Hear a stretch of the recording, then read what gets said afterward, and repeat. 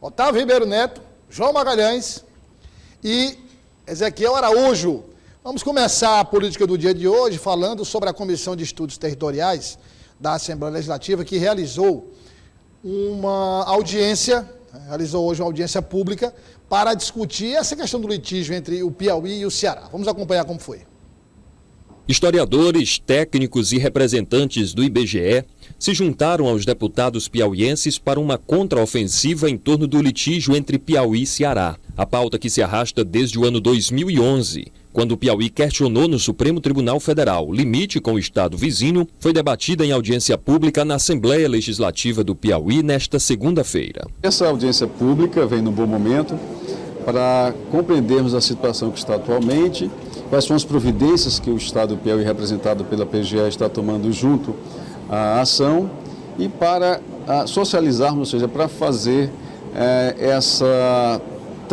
esse conteúdo de maneira mais clara, compreensível para todos os piauienses, porque, como eu disse, esse é um litígio entre Piauí e Ceará, mas que interessa a todos os piauienses, não somente aos dos municípios ali da divisa em questão, que são 8, mas aos municípios de todo o Piauí, 224, afinal de contas, o Piauí é um estado só.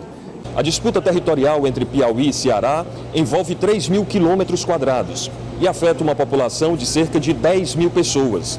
Mas a principal questão é econômica, porque está em jogo um PIB de quase 7 bilhões de reais. Para o historiador Fonseca Neto, não há dúvida de que os cearenses avançaram no território do Piauí. Ele analisa que os documentos do Brasil colonial não há registro de uma suposta troca de território que envolveu o litoral do Piauí. Lá atrás, aparentemente, o cimo de uma serra cheia de mato, pedra, talhados.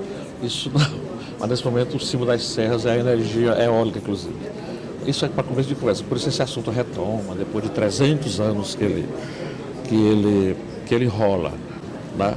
O marco divisor entre o que hoje é o Piauí, antes dele existir, e o Ceará está estabelecido em 1535, quando o que hoje é o litoral do Piauí foi doado por um nobre português chamado Fernando Álvaro de Andrade. Isso tem uma carta do rei Dom João III. O Exército Brasileiro já iniciou a perícia solicitada pela ministra Carmen Lúcia, do STF, que é a relatora do caso na Suprema Corte. O presidente da Comissão de Estudos Territoriais da LEP, o deputado Hélio Isaías, acredita que até o próximo ano a questão esteja resolvida. Esperamos que agora, no próximo ano, de maio para julho do próximo ano, esse estudo seja finalizado. Ele já está bastante avançado, ainda agora no mês de julho de 2023, os estados foram chamados, através dos seus entes representativos, para discutir e avançar nessa pauta. O próprio Exército está visitando em loco e esperamos que no próximo ano já a gente dê uma definição para que a gente possa fazer esse acordo entre o Piauí e o Estado e definitivamente definir qual é a área de cada um. E a gente tem buscado sempre ter essa parceria com a bancada e informar ela em que situação e em que pé está a discussão. Tanto é, não só com a bancada, como com a Secretaria de Planejamento, a Procuradoria-Geral do Estado, todos os órgãos envolvidos. Otávio Ribeiro Neto, só para a gente esclarecer quem está nos acompanhando, depois da decisão da ministra Carmen Lúcia, qual é o passo? É legalizar a terra para quem ganhou, repassa, tem um rito, como é que funciona?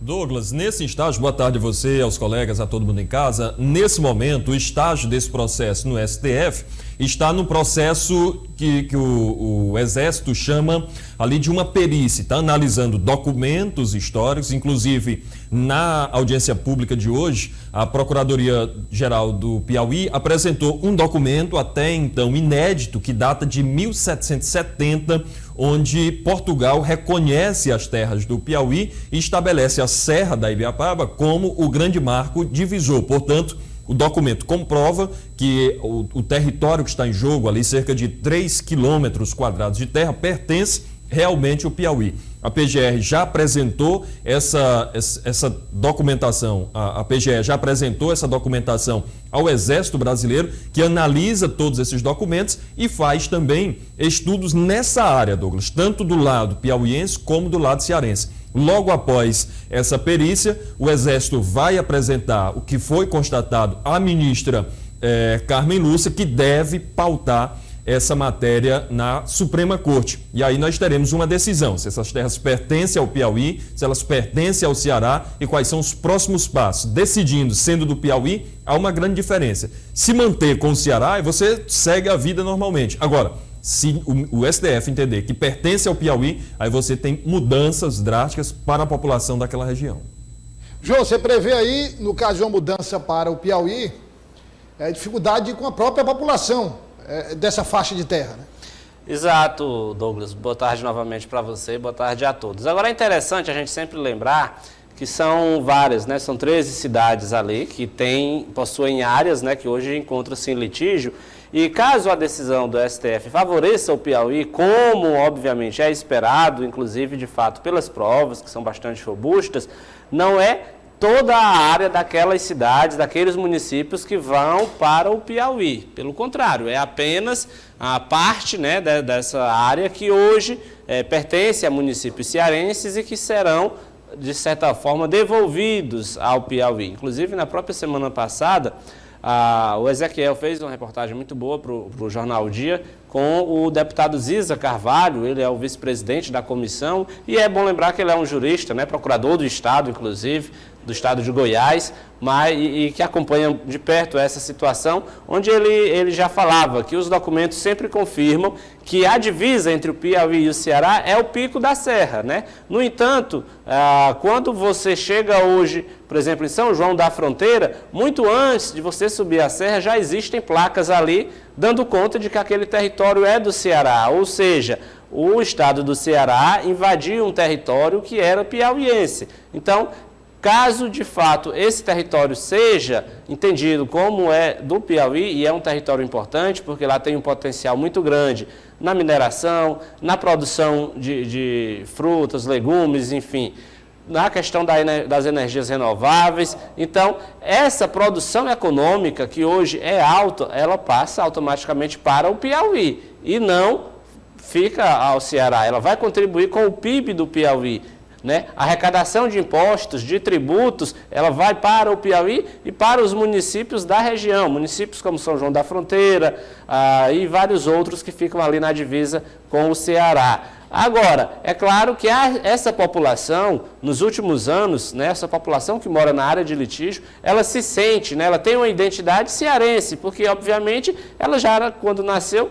era constituída ali como um estado do Ceará. Essa população, obviamente, se for consultada, vai seguir optando por permanecer como cearense e não, né, voltando às origens piauienses. Então, é onde vai entrar aí a capacidade de diálogo dos dois governos para tentar negociar essa área.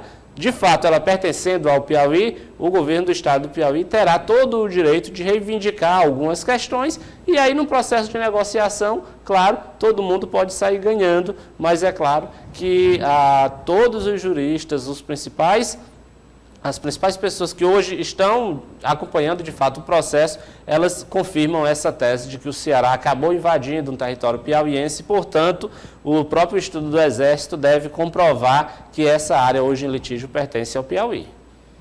Ezequiel, algum prazo, você que acompanha a Assembleia, tem conversado também com o deputado Ziza Carvalho, algum prazo, alguma previsão para que esse estudo técnico do Exército seja concluído e que a ministra Carmen Lúcia possa proferir sua decisão?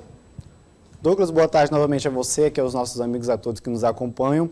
A expectativa, Douglas, é que isso seja já analisado apenas após o recesso parlamentar, ou seja, lá para meados de fevereiro do ano que vem. Outro destaque, Douglas, que eu quero trazer também aqui em pauta sobre essa discussão é um desdobramento da reportagem especial que a gente fez para o Jornal o Dia na semana passada, na sexta-feira. Eu olhando então as redes sociais e também outros meios, eu pude verificar, Douglas, que há mensagens hostis contra os dois estados, tanto o Piauí como o Ceará. Há uma verdadeira troca de farpas entre as duas populações sobre essa questão em si. Muitos informando que não vão desejar ser de um estado ou ser do outro. E, infelizmente, essa discussão, Douglas, ela tem que chegar num denominador comum o mais breve possível para que essas discussões, essa troca de farpas, essas mensagens hostis se deem por cessar o quanto antes. Porque tudo bem que nas redes sociais eles causam muito engajamento em si, Mas, enfim, Douglas, é uma discussão que não deve acontecer de forma alguma, porque ambos são do estado do Nordeste, ambos participam da Rota das Emoções e demais instrumentações que ajudam ao turismo em si dos dois estados, ali da Serra da Ibiapaba, aquela região. Mas que essa discussão ela deve então ser colocada de fato em pauta, todas as instâncias devem participar dessa discussão, Douglas, e que isso chegue então a uma decisão final a partir de meados lá de maio do ano que vem, quando vai começar verdadeiramente essa discussão na Suprema Corte. Cima de rede social não. A questão aí, a decisão é jurídica. Então não está no querer não. É o seguinte, você vai para o Piauí, eu não quero ficar no Piauí, se muda para outra cidade do Ceará, não tem problema. Só para acrescentar, Douglas, a previsão dessa perícia, né, do Exército é que ela seja encerrada realmente em maio do ano que vem. Então acredito ainda que tem em maio prazo do ano depois para julgamento, o Exército conclui o resultado. estudo técnico, né? E aí encaminha ao STF, a relatora do processo é a ministra Carmen Lúcia. Exatamente. Douglas, só uma observação.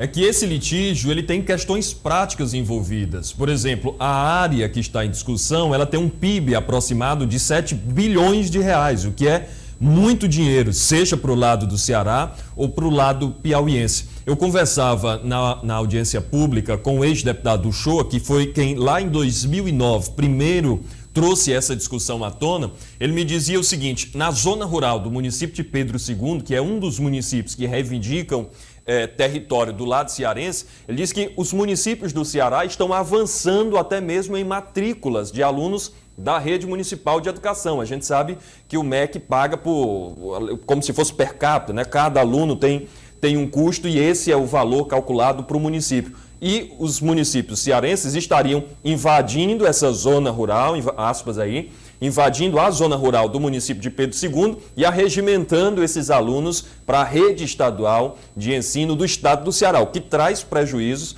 para o município piauiense. Portanto, há questões práticas envolvidas que mexem com a vida dos municípios e da sociedade. Eu vejo essas informações aí, porque é outro tipo de ilícito, né?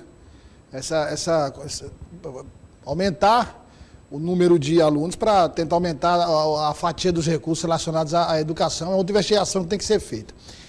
Mas olha só, vamos falar sobre sucessão municipal em Parnaíba. O deputado estadual Rubens Vieira desistiu da pré-candidatura e falou sobre o assunto com a nossa equipe. Acompanhe. O governador teve recentemente comigo e com vários líderes ali pré-candidato em Parnaíba, onde abrimos um diálogo sobre uma união de uma candidatura só em Parnaíba. O governador tem lá reunido várias vezes os líderes em Parnaíba para dizer que agora em dezembro vai ter uma definição do candidato da base, né, do governo do estado lá em Parnaíba. E ele esteve comigo conversando e a gente realmente abriu esse leque de diálogo, fomos lá conversar com as nossas lideranças em Parnaíba e chegamos a um denominador que o projeto que o governador Rafael está impondo em Parnaíba realmente é muito importante. Então a decisão do governador vai ser a nossa decisão. Nós sabemos que o Florentino já abdicou da sua pré-candidatura a prefeito. Eu estou aqui já colocando o nosso grupo à nossa disposição em compor lá em Parnaíba com o deputado Hélio, a pedido do governador Rafael. Então eu acho que até dia 13, dia 15 de dezembro, o governador vai unificar todas as forças políticas de Parnaíba nesse projeto só. E aí, Otávio, parece que o deputado Rubens foi muito satisfeito não, né? Não saiu muito satisfeito, tá, Douglas? Mas jurou fidelidade à base do governador Rafael Fonteles. A novidade nessa entrevista do deputado Rubens é a data. Ele disse que na primeira quinzena de dezembro o governador deve sentar com todos os líderes lá da planície litorânea e declarar que o candidato do Palácio de Karnak será mesmo Dr. Hélio, do MDB. E o que a gente tem conversado com líderes de bastidores é que o governador tem pedido a estreita atenção de Dr. Hélio para a política de Parnaíba, até mesmo que ele evite em redes sociais, por exemplo, fazer postagens referentes a outros municípios, mas que ele tenha uma identificação com a cidade de Parnaíba. A gente lembra que Florentino foi o primeiro a declinar dessa pré-candidatura e declarar apoio ao deputado estadual Dr. Hélio, e agora Rubens Vieira, que não diz com todas as palavras, retirei, mas comenta que está aliado ao governador Rafael Fonteles, por isso deve apoiar a candidatura de Dr. Hélio. A novidade realmente é essa. Até 15 de dezembro, portanto, na primeira quinzena de dezembro, o governo deve voltar os olhos para a pré-candidatura de Dr. Hélio lá no litoral. Aí tem uns efeitos colaterais, né? Então, por exemplo, o deputado que opta por ser candidato a prefeito, ele tem que abandonar suas bases eleitorais, em tese, durante a eleição, porque ele tem que se concentrar lá, né? Então, essa é uma questão. Outra coisa que estava incomodando muito o governo e que ele já parou, o deputado estadual Dr. Hélio, era essa história de querer Mão Santa e Rafael Fonteles no mesmo palanque, João. Isso aí parou, até porque a deputada estadual Gracinha também deu um canto de carroceria nele um dia desse aí, como se diz popularmente, nessa história da GESPIS, enfim. E parou porque realmente é algo que não tinha como, né? Não tinha como avançar, Douglas. De fato, a gente sabe da rivalidade, da oposição que Mão Santa sempre fez ao Partido dos Trabalhadores, né? Era impensável que houvesse um candidato ali que fosse consenso entre o PT, entre o governo do estado e a prefeitura de Parnaíba e o prefeito Mão Santa. Não tem como se misturar, né? E até porque um político se comportando ali como aliado de ambos, acabava ficando naquela história, né? Sempre um lado ia ficar com o pé atrás. Sim, mas ele é aliado de verdade de quem? Do lado da prefeitura de Parnaíba ou do governo do estado? Então, naturalmente, o tempo cuidou de resolver isso e da forma como a gente imaginava que seria. Na medida em que Dr. Hélio, de fato, começou a ter a preferência do Palácio de Karnak para ser o candidato do governo em Parnaíba, e é bom lembrar, essa preferência foi dada pela população, né? Foram as pesquisas eleitorais que definiram ali que Dr. Hélio era o melhor nome, era o nome mais forte, consolidado na base do governo para disputar a prefeitura de Teresina, a prefeitura de Parnaíba. Na hora que isso ocorreu, obviamente que Mão Santa e a deputada Gracinha Mão Santa já cuidaram logo de se distanciar de Dr. Hélio e deixar bem claro, como disse a própria deputada Gracinha Mão Santa, ela falou claramente que não confiava em Dr. Hélio, inclusive disse que ele era um forasteiro, né, tendo em vista que ele não é da cidade de Parnaíba, ele nasceu ali no sul do estado, enfim, de Canto do Buriti, exatamente. Enfim, era de fato o jogo que a gente já imaginava que ia ocorrer e de fato agora apenas o tempo trouxe as respostas que todo mundo esperava. Mão Santa deve definir em breve o seu pré-candidato, porque até o momento não tem, mas é certo que haverá uma disputa muito intensa entre a base do prefeito Mão Santa e a base do governador Rafael Fonteles em Parnaíba. Agora o governador também tem um desafio de resolver algumas pendências, por exemplo, Oeiras, né, Floriano, que são disputas, por exemplo, Oeiras e Floriano, disputas entre partidos da base, que estão na oposição. Exatamente, Douglas. A gente volta aqui a reafirmar novamente esse compromisso do governo Rafael Fonteles em unificar essas bases em prol das eleições de 2024. Na semana retrasada teve um grande evento, na verdade, do Partido dos Trabalhadores justamente para isso, para unificar essas bases. Sabemos que são várias lideranças, vários pré-candidatos que desejam, lógico, disputar essas principais regiões do sul do estado, como Oeiras, como Picos, como Floriano, São Raimundo, Nonato em si, mas o certo é isso, que apenas um pré-candidato deve disputar essas eleições, então, majoritárias municipais no ano que vem. Outra coisa, Douglas, que eu trago também aqui de bastidores, ali aquelas conversações hoje apuradas hoje, justamente sobre isso, sobre essa desistência da pré-candidatura de Rubens Vieira à Prefeitura de Parnaíba. A gente já observou e ele deixou já bem claro que essa desistência dele não foi de bom grado, não foi o que ele desejava. Então, tal que havia informações no início do ano que, por conta dessa desistência dele, ele também tentaria, no caso, um possível apoio a Zé Filho, um dos que já foram, então, governadores aqui do Piauí em anos passados, mas essa construção dessa ideia para apoiar Zé Filho, de fato, não foi para frente. Ficou mesmo lá estagnado depois desse anúncio da desistência dele, mas que a gente agora tem que aguardar. E a gente volta a ressaltar que esse trabalho agora do Partido dos Trabalhadores é apenas esse. Até março do ano que vem, de trabalhar esses nomes, estreitar, fazer um funil para que apenas uma pessoa possa disputar as eleições majoritárias no ano que vem. Vamos colocar agora uma imagem na tela, porque o assunto é a sucessão municipal em Teresina. Então, começou no final de semana, agora segunda-feira, gerou essa discussão Coloca na tela aí, por favor, Rafael, a imagem. Isso. Joel Rodrigues, presidente estadual do Progressistas, Otávio Ribeiro, está sendo cotado como provável candidato a vice de Silvio Mendes? É isso, Douglas. O Partido Progressistas deve ir ao Superior Tribunal Eleitoral, o STE, para questionar se Joel Rodrigues se enquadraria na chamada Lei do Prefeito Itinerante, já que ele era prefeito do município de Floriano, renunciou para disputar um pleito no ano 2022, o cargo de senador. Em Teresina, Joel teve 235 mil votos, foi o senador mais votado naquela oportunidade em Teresina, superando até mesmo a votação de Silvio Mendes, que teve ali por volta de 230 mil votos aqui na capital. Portanto, a votação de Joel para Senado em Teresina foi superior à de Silvio, como ex-prefeito da capital 2 vezes, como candidato a governador. O senador Ciro quer ir ao STE fazer esse questionamento com o seguinte argumento, que Joel renunciou à prefeitura de Floriano não visando as eleições de 2024, mas visando a eleição de 22. Portanto, havia uma eleição entre uma coisa e outra. Esse é o argumento do Progressistas. Recebendo o ok da Justiça Eleitoral, Joel deve ser o indicado do Progressistas na chapa que será encabeçada por Silvio Mendes, do União Brasil.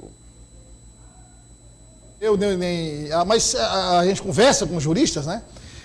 Faz diferença concorrer para vice, para prefeito, ou a questão da tese da justiça itinerante abarca, digamos, todas as situações? Olha, Douglas, na prática, diferença nenhuma. Se ele não pode concorrer ao cargo de prefeito, obviamente que ele também não vai poder concorrer ao cargo de vice-prefeito, até porque a função do vice é ficar no lugar do prefeito quando este se ausentar. Então, se ele não pode ser titular do mandato, obviamente também não vai poder ocupar o exercício do mandato, mesmo na ocasião de prefeito em exercício, caso assumisse aí, quase fosse candidato e vencesse a eleição na condição de vice-prefeito.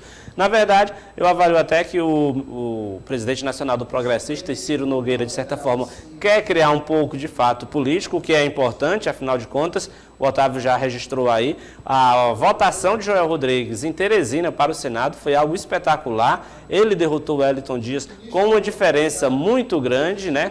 Teve uma votação de fato expressiva na capital, então, claro que qualquer partido que tiver um player, né, como foi Joel Rodrigues, é claro que vai tentar, de certa forma, aproveitar. Mas, pela legislação, de fato, não há muito fundamento, porque incluiria na mesma história, né? Seria um terceiro mandato dele seguido para o Executivo, embora numa cidade diferente. Então, eu acredito que fica mais nessa seara aí de criar um fato político, porque não há muito fundamento, né, em Joel Rodrigues não poder ser candidato a prefeito e poder ser candidato a vice, se o papel do vice é exatamente ser prefeito quando o titular do cargo não estiver. Você pode ser vice, mas não pode ser prefeito. Quer dizer, não faz sentido isso, né? Você nunca pode assumir se o prefeito viaja, se acontece alguma coisa, quer dizer, não tem muito sentido isso. Realmente a lei tem que enquadrar todas as situações. Agora aí, Ezequiel, também tem outro ponto, que é, caso ele não possa, o nome de Ismael Silva, do vereador Ismael Silva, volta à mesa, né? Exatamente. Ismael Silva, Douglas, vale destacar que já tem uma andança há um tempo agora atrás, justamente junto com esse bloco de oposição. Ele que é ferrenho contra a atual gestão do prefeito Dr. Pessoa, faz várias andanças por diversas regiões da cidade, falando justamente de obras do prefeito que não foram acabadas ou que foram feitas de outra forma, que não têm o devido fim, mas Ismael Silva, ele continua ainda essas andanças, as articulações ferrenho à atual gestão do prefeito Dr. Pessoa. E que sim, claro, ele já nos informou que não vai ficar no PSD a partir da janela partidária do ano que vem, e caso então ele se filie ao Partido Progressistas, ele possa ser sim um bom nome também para o nome da chapa da oposição do ano que vem. Mas vale destacar que caso dê como definitivo essa união Joel Rodrigues e Silvio Mendes nas eleições do ano que vem, o fato é que é uma junção robusta, uma coalizão robusta que possa sim ser de grande disputa no ano que vem. Encerrar bem rápido pitada de cada um sobre esse assunto que se especulava, e agora realmente foi confirmado, né? Coloca na tela a imagem aí, por favor. Coloca na tela aí, Rafael. Ó, você tem aí o ministro da Justiça, Flávio Dino, ao lado do presidente Lula, porque não era só especulação. De fato, estava no radar do presidente Lula a indicação de Flávio Dino ao Supremo Tribunal Federal. Otávio Ribeiro Neto.